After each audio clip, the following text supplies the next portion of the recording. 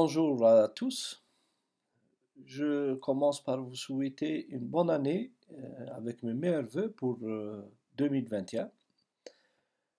Euh, le cours d'aujourd'hui concerne l'examen clinique et l'examen clinique comporte trois éléments indispensables qui sont l'interrogatoire, l'examen physique et la rédaction de l'observation médicale.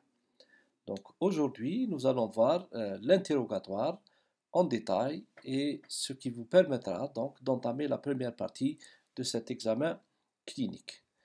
L'interrogatoire représente la base essentielle du diagnostic et il demande au médecin du temps et de la disponibilité. Si vous n'êtes pas disponible, vous ne pouvez pas interroger votre patient. Si vous n'avez pas le temps, vous ne pouvez pas également le faire. Donc c'est indispensable, on ne peut pas poser un diagnostic sans interroger. Évidemment, dans la plupart des cas des maladies. Et puis, si on n'est pas disposé à accorder du temps et de la disponibilité au patient, on peut également passer à côté de beaucoup de choses. Quelles sont les modalités de cet interrogatoire? L'interrogatoire doit être réalisé avec respect. On a longuement parlé du respect du patient, de la patience, mais il faut aussi dans certaines situations être ferme et demander des choses avec fermeté pour aboutir à ce qu'on recherche. Il faut aussi utiliser un discours simple ou très simple, de manière à être sûr que le patient répond en connaissance de cause. Et ce discours prend en considération le langage des patients, la croyance des patients, et souvent, quand vous utilisez un terme peut-être médical, il ne sera pas compréhensible par le patient. Je cite un exemple, si vous parlez d'hépatite, le patient ne comprendra pas. Mais si vous lui dites, est-ce que vous avez eu la jaunisse, c'est-à-dire la coloration jaune de la peau et des téguments, il comprendra beaucoup mieux. Il faudrait que le médecin sache écouter, laisser parler, relancer, revenir sur certains points importants pour les préciser et prendre en compte le langage non verbal du patient. Le patient ou le malade peut consciemment, ou le plus souvent inconsciemment, oublier un épisode du passé, interpréter les choses de manière erronée. Il ne faut prendre en compte que les faits et donc s'attacher à les faire décrire. Et comme je vous l'ai dit lors du premier cours, il faut surtout avoir des faits objectifs et des faits qu'on peut mesurer, contrôler, préciser, etc. Et laisser de côté tout ce qui est subjectif chez le patient. L'abord des sujets sensibles. Par exemple, il est difficile de parler de la sexualité, d'intoxication, l'alcool par exemple chez nous, les troubles psychiatriques, le tabagisme chez la femme, qui restent des sujets tabous, doit se faire avec tact et respect, mais de manière directe. Vous ne pouvez pas aller en zigzagant, en essayant de poser indirectement la question, etc. Mais essayez d'avoir un discours explicite et sans jugement, bien sûr. On ne peut porter en aucun cas un jugement sur un patient qui est alcoolique ou autre. Et bien sûr, si vous jugez que c'est sensible, que ce sujet peut entraîner des choses qui vont peut-être ralentir votre interrogatoire ou le compliquer ou le rendre difficile, il vaut mieux laisser les choses sensibles à la fin de l'examen. Un bon interrogatoire ne laisse pas de place à l'interprétation. Bon, il ne faut jamais dire le malade a dit que, j'en ai conclu que, j'ai l'impression que, il me semble que, etc. Mais on doit rechercher les faits et uniquement les faits et vous dites la phrase exacte, voilà exactement ce qui est arrivé au patient. Une autre étape de l'interrogatoire, c'est en fait avec qui vous allez le réaliser. Avec qui? Avec le patient, évidemment, à condition qu'il soit coopérant et conscient. C'est-à-dire qu'il n'est pas comateux, qu'il comprend ce que vous lui dites, qu'il est bien orienté dans le temps et dans l'espace, etc., etc. Et c'est dans la majorité des cas, ce qui se passe. Maintenant, à partir du moment où le patient n'est pas coopérant, n'est pas conscient, il faut bien sûr une tierce personne. C'est le cas du sujet âgé qui a peut-être des troubles de la mémoire, l'Alzheimer, la maladie mentale, l'aliénation mentale. En cas d'accident de la circulation, on peut utiliser un témoin ou demander à un témoin ou à l'équipe de secours, par exemple. Si c'est un bébé ou un enfant en bas âge, c'est la maman qui doit répondre à l'interrogatoire. Ou bien sûr, vous utilisez toute personne susceptible d'apporter des renseignements utiles. C'est le cas, par exemple, d'amis, de voisins, etc., etc. Et n'oubliez pas le médecin traitant qui peut être d'une aide incommensurable parce qu'il connaît très bien son patient. Il faut toujours demander quel est le médecin qui suit le patient habituellement et vous pouvez l'appeler au téléphone ou demander un dossier ou un compte rendu. Il peut vous renseigner sur plein de choses. Il est parfois indispensable de fouiller dans les poches du patient, inconscient ou comateux. Vous pouvez tomber sur des papiers. Déjà, vous avez l'état civil pour prévenir la famille. Vous pouvez avoir une carte de maladie chronique, par exemple, une carte de diabétique, une carte de maladie d'insuffisance rénalienne, une ordonnance avec des traitements d'une maladie psychiatrique, etc., etc. C'est un bon atout.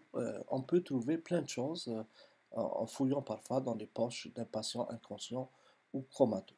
L'essentiel, c'est d'essayer de trouver quelque chose qui vous amènera plus de renseignements sur l'état de votre patient.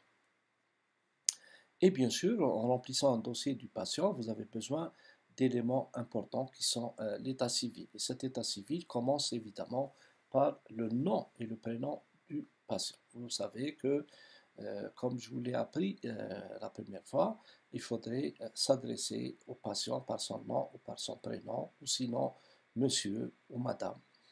Et ne pas mettre une étiquette sur une personne ou l'appeler par le nom de la maladie. C'est, bien sûr, ce n'est pas éthique, c'est discriminatif, etc. Le sexe, évidemment, sexe masculin ou féminin, c'est très important parce que ça peut vous aider sur un certain nombre de maladies qui ne surviennent que chez l'homme ou que chez la femme. L'âge est déterminant, il vaut mieux avoir la date de naissance. Ça vous permet de situer donc l'âge de votre malade. C'est un enfant, nourrisson, est-ce que c'est une personne âgée à partir de 65 ans ici en Algérie? Et bien sûr, le lieu de naissance qui peut interférer avec un certain nombre de maladies, l'adresse exacte pour convoquer le patient.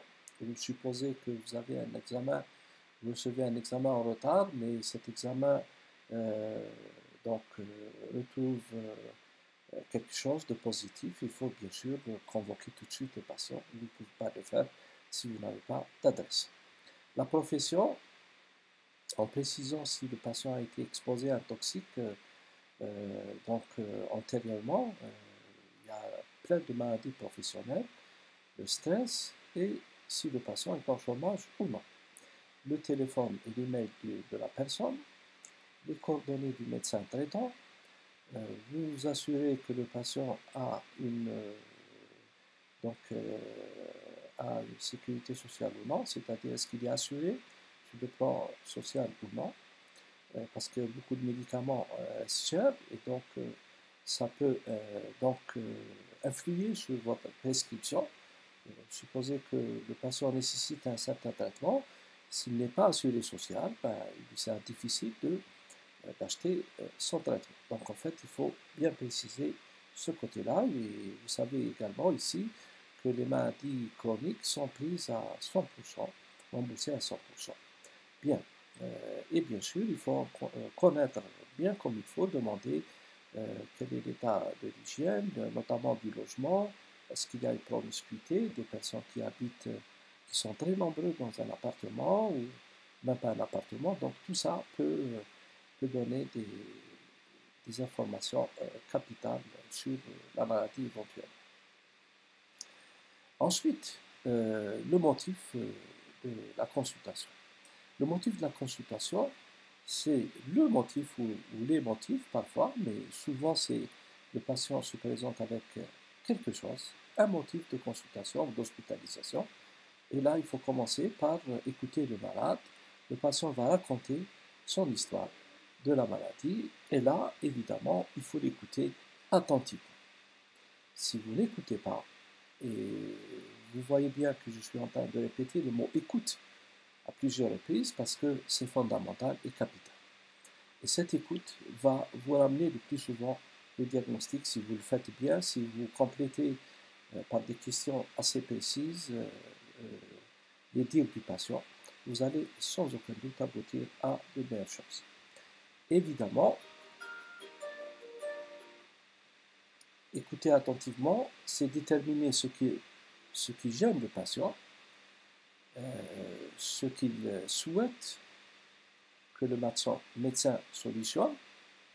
C'est donc une plainte, un symptôme, et ce n'est jamais un diagnostic, même pas une suspicion du diagnostic. Donc, souvenez-vous-en bien, quand le patient ramène un motif, ou se plaint pour un motif, ou vient chez vous pour quelque chose, c'est quelque chose qui le gêne, ou c'est quelque chose pour lequel il vient vous voir pour avoir une solution.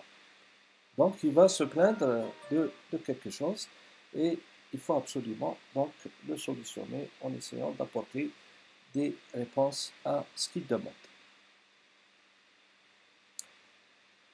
Et en même temps que vous interrogez le patient, vous allez regarder son attitude, ses gestes, son faciès, le timbre de sa voix, et c'est des éléments, cette observation, c'est quelque chose que vous allez acquérir au fur et à mesure avec l'expérience, en connaissance, avec les connaissances théoriques, et chaque maladie où beaucoup de maladies ont une attitude spéciale, un gestuelle spécial. Beaucoup de maladies donnent un faciès spécial, par exemple un faciès terreux quand vous avez quelqu'un qui est infecté, un faciès jaune paille quand vous avez une insuffisance rénale chronique, le faciès d'un hypothyroïdien, quelqu'un qui a une polyglobulie, il a les pommettes qui sont roses, etc. Le thème de la voix peut également vous orienter vers des choses très importantes. Donc, cette observation dépend du clinicien, et dépend de son expérience, et bien sûr, parfois, il suffit d'une attitude, d'un geste, d'une mimique ou d'une voix qui nous permet de poser le diagnostic d'une manière assez aisée.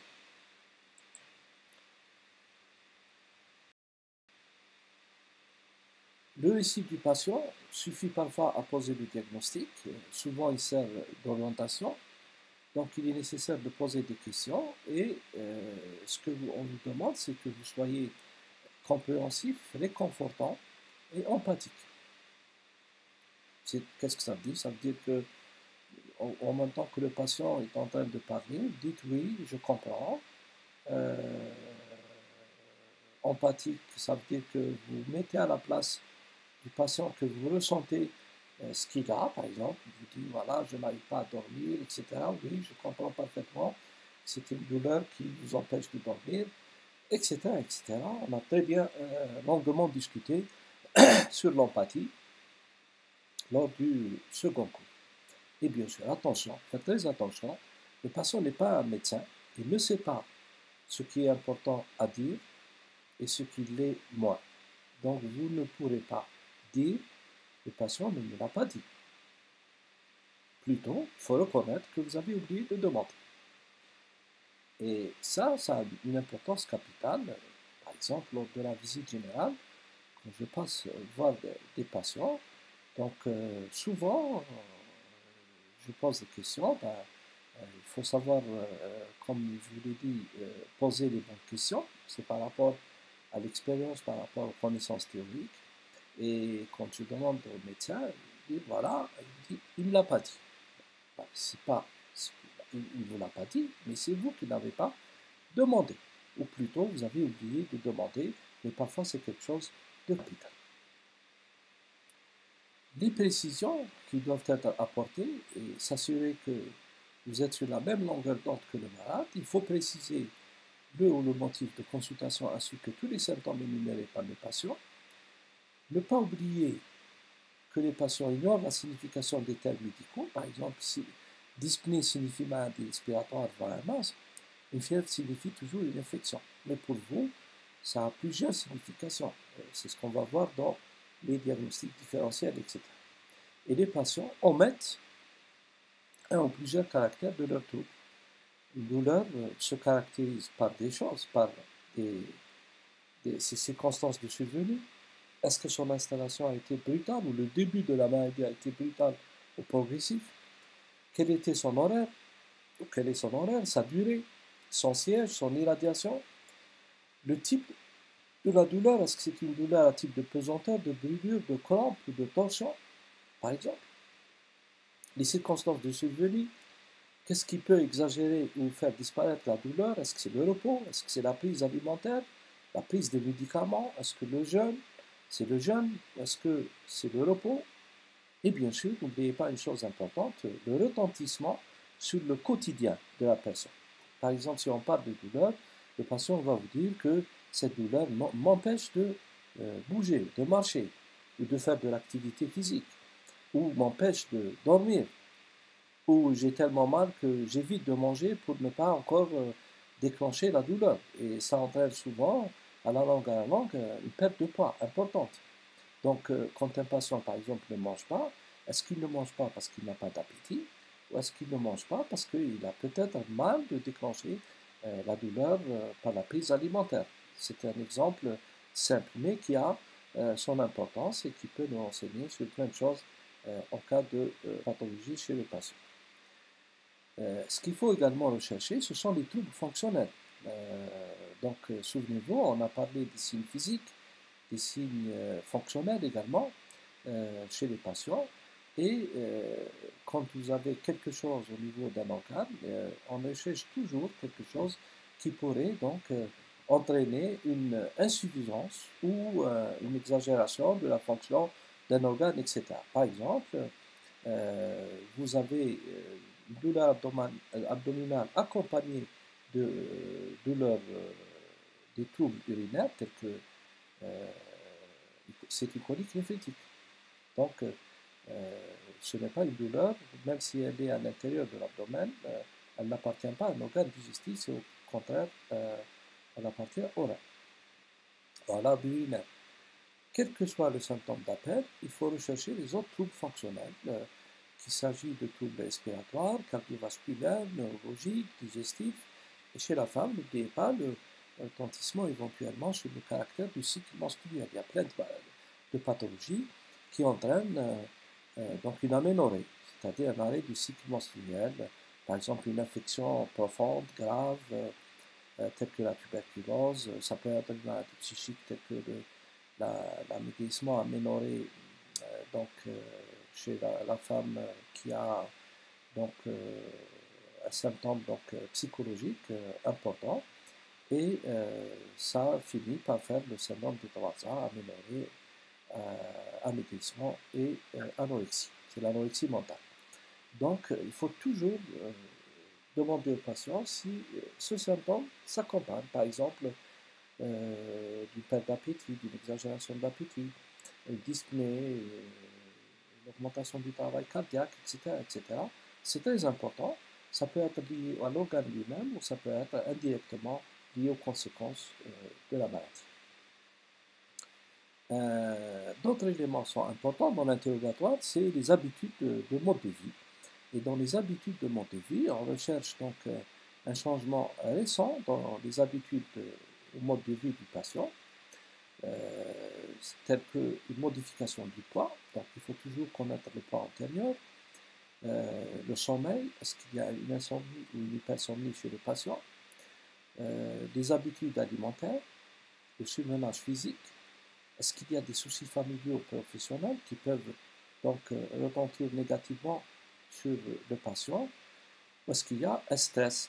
On a parlé la dernière fois du burn-out qui peut accompagner certaines professions, notamment les professions médicales, et qui peut aboutir donc à un surmenage, une dépression et voire un état suicidaire. Euh, Ensuite, il faut vous fier, bien sûr, il faut demander et faire ce qu'on appelle, même un interrogatoire policier, essayer de connaître le passé du patient. C'est ce qu'on appelle les antécédents personnels. Et là, ça commence dès la naissance, par le poids de naissance. Est-ce que le patient a eu un poids normal de naissance? Est-ce qu'il est né hypotrophique?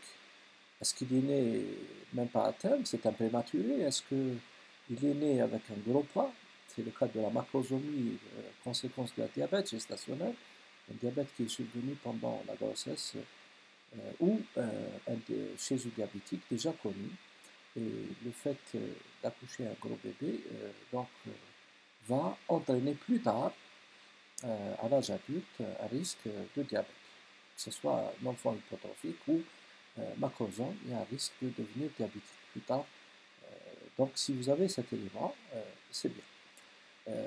Est-ce que le patient a été vacciné et est-ce que la vaccination est à jour? Parce qu'en fait, il y a des vaccins qu'on doit donc euh, refaire à partir d'un certain nombre d'années, 5 ans, 10 ans, etc. Et c'est important, par exemple, pour le tétanos. Les gens sont vaccinés, on refait le vaccin au moment du service militaire et bien sûr, on doit à chaque fois, surtout quand quelqu'un est peut-être susceptible, il travaille dans un champ, c'est un faiblard, etc. La notion de traumatisme cardiaque ou de traumatisme en général, une intervention chirurgicale, une notion de fracture, les hospitalisations antérieures, il faut préciser leur motif, la date de ces hospitalisations et le lieu. Le lieu, c'est-à-dire à quel hôpital, ou dans quelle ville, ou dans quel pays. Les maladies antérieures ou actuelles, chez l'homme, le service national, chez la femme, donc tout ce qui concerne sa sexualité, sa puberté, le nombre de grossesse, l'intervalle entre les grossesses, l'allaitement, la contraception orale, la ménopause, et après la grossesse, parce qu'il y a eu des complications, une thrombophlébite, une embolie pulmonaire, des varices des membres inférieurs, ou un abcès du sein au cours de l'allaitement. Donc en fait, tout ça, ce sont des éléments d'une importance capitale, et évidemment, il y en a beaucoup, mais vous allez les demander et peut-être insister sur certains plus que d'autres, puisque ça pourrait avoir une relation avec la maladie actuelle du patient. On continue dans les antécédents personnels et n'oubliez pas d'énumérer ce qui est essentiel, c'est-à-dire par exemple les maladies chroniques, vous dites est-ce que vous avez le diabète, est-ce que vous avez de l'hypertension artérielle, est-ce que vous avez un problème d'asthme, est-ce que vous avez eu des phlébites, des ulcères, parce que par exemple, si vous demandez si vous avez un ulcère gastro-duodénal, ça suppose que vous allez lui prescrire de l'aspirine ou un anti-inflammatoire non stéroïdien. Ce sont les deux grands médicaments, classes médicamenteuses, qui sont contre-indiqués en cas d'ulcère gastro-duodénal, où évidemment, on doit prendre un certain nombre de précautions avant de les donner. La tuberculose qui peut euh, revenir chez le patient ou peut-être laisser des séquelles, le psoriasis, mais toujours en traduisant en, les termes en langage accessible pour le patient.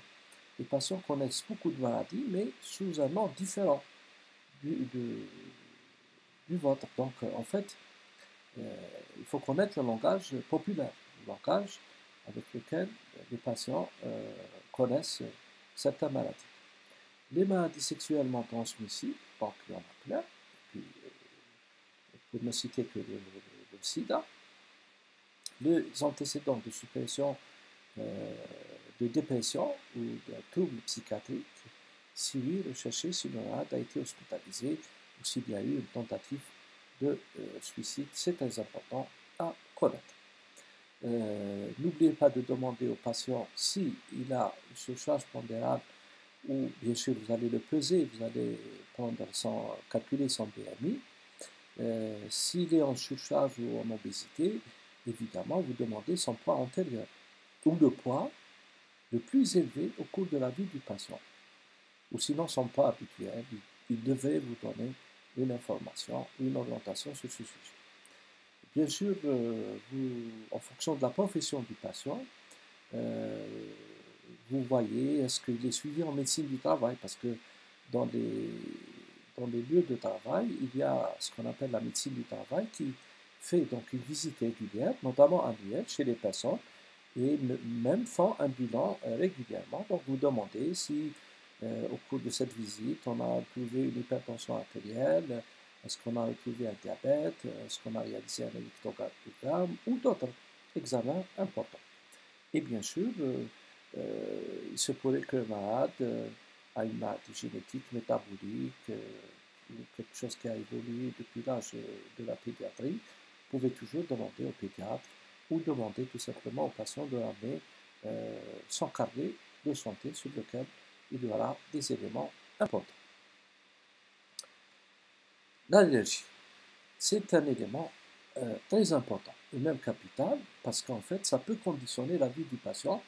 Et là, vous avez deux choses à demander, c'est-à-dire s'il y a un antécédent allergique. Et dans cet antécédent allergique, il y a le terrain atopique, donc un antécédent d'asthme chez le patient, d'eczéma ou de rhinite allergique, ou un accident allergique passé. S'il existe un antécédent vrai, d'accident allergique vrai, par exemple à la pénicilline, un produit de contraste iodé, aspirine, et si vous retrouvez un antécédent allergique, vous devez le mentionner en gros, en gras, ce que vous voulez, mais d'une manière apparente et visible pour attirer l'attention du personnel, soit paramédical, soit médical.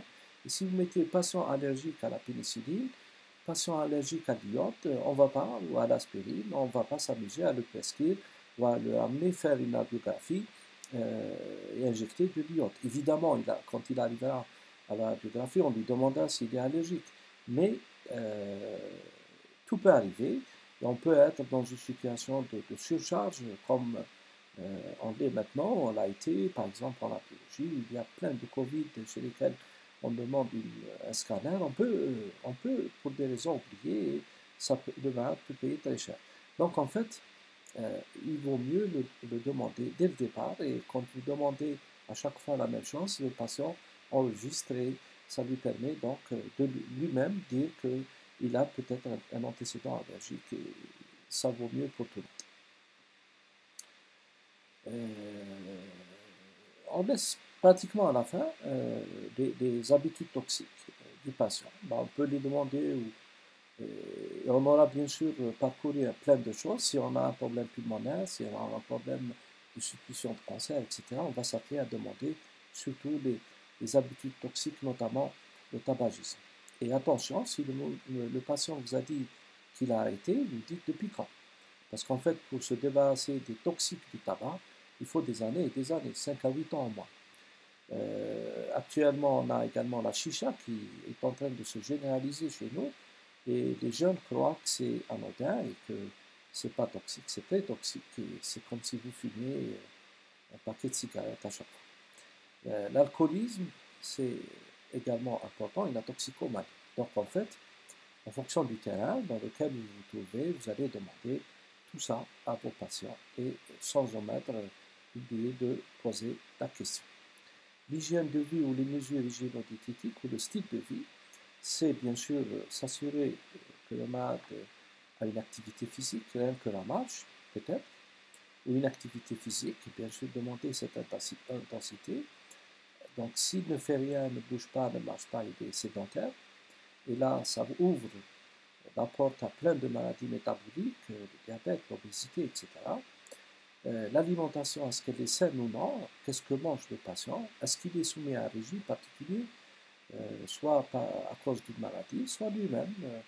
Il est végétarien, végétalien, peut-être qu'il a une maladie, une intolérance au gluten, donc il ne prend pas de gluten, peut-être qu'il diminue le sel, etc. Et bien sûr, vous êtes également dans les antécédents familiaux du patient. Les antécédents familiaux du patient, il faut regarder très bien le passé familial, et bien sûr tout ce qui relève ou révèle des tendances relatives à certaines maladies au sein d'une famille, et aide à déterminer le facteur de risque lié à ces maladies et à d'autres. Et bien sûr, quand on parle d'antécédent familial, on précise le degré. Le premier degré concerne le père, la mère, frères et sœurs et les grands-parents. Les autres sont considérés comme un second degré. c'est les collatéraux, les oncles, les cousins. Et on demande évidemment, est-ce qu'il y a de l'hypertension dans la famille, des maladies cardiovasculaires, un décès précoce? Je vous cite un exemple simple. Par exemple, si vous avez un patient, quelqu'un qui décède à un âge jeune, souvent on fait une autopsie pour rechercher s'il n'y a pas eu, par exemple, une rupture d'anévrisme, etc., notamment cérébrale. Ben, si on a cette, cette information, on va surveiller les descendants et on va surveiller les enfants. Et bien sûr, à un moment, s'il y a un symptôme d'appel, on fait donc des examens et on peut traiter ces anévrismes avant qu'ils ne se rompent. Et ça constitue un élément donc capital. Pareil pour les cancers, donc on fait un dépistage précoce des cancers, surtout quand on a donc un terrain familial, cancer du côlon, cancer du sein, etc. C'est très important à connaître. Certaines maladies rénales, le terrain, on en a parlé, allergique. Il faut bien sûr donc vous renseigner sur la présence d'une maladie aiguë chronique chez le patient et surtout vous renseigner sur les traitements qu'utilise le patient pour ces maladies. Bien sûr, la finalité, c'est d'analyser l'efficacité du traitement et d'abord, bien sûr, l'observance du traitement. Est-ce que le patient est en train de prendre vraiment son traitement? Étudier leur tolérance. Peut-être que le patient a arrêté son traitement parce qu'il est mal toléré. Est-ce qu'il y a d'autres interactions avec d'autres produits que vous allez éviter ou contre-indiquer parce que en fait, il y a quand vous mettez deux médicaments, trois médicaments ensemble, il peut avoir un effet synergique, c'est-à-dire l'augmentation de l'effet recherché par le patient, qui peut être dangereux, comme ça peut être des antagonistes, et l'effet que vous recherchez sera annulé par le deuxième médicament ou le troisième médicament. Ou peut-être que l'état, la prescription de certains produits médicamenteux maintenant, après plusieurs années, devient contre-indiqué parce que le patient a développé, entre autres, une autre maladie ou une insuffisance rénale ou autre chose qui pourrait contre-indiquer ces nouvelles thérapeutiques. Donc, en conclusion, je reprendrai peut-être les objectifs de l'interrogatoire. C'est en fait recueillir les informations nécessaires au diagnostic. Il s'agit donc du motif de consultation, le contexte dans lequel survient ce symptôme, les antécédents, le mode de vie du patient, et retracer bien comme il faut l'histoire de la maladie du patient. L'interrogatoire va contribuer à l'interprétation de l'examen clinique et des examens complémentaires. Il va contribuer également à la qualité de la relation médecin-malade. Pour le malade, il préférera le médecin qui a pris le temps de l'écouter ou de l'interroger. Un entretien attentif peut même parfois avoir une réelle vertu thérapeutique. Pour le médecin, la qualité de la relation établie grâce à un bon interrogatoire participera à votre épanouissement professionnel. Rien de pire qu'un médecin blasé qui sonne. Et je vous remercie.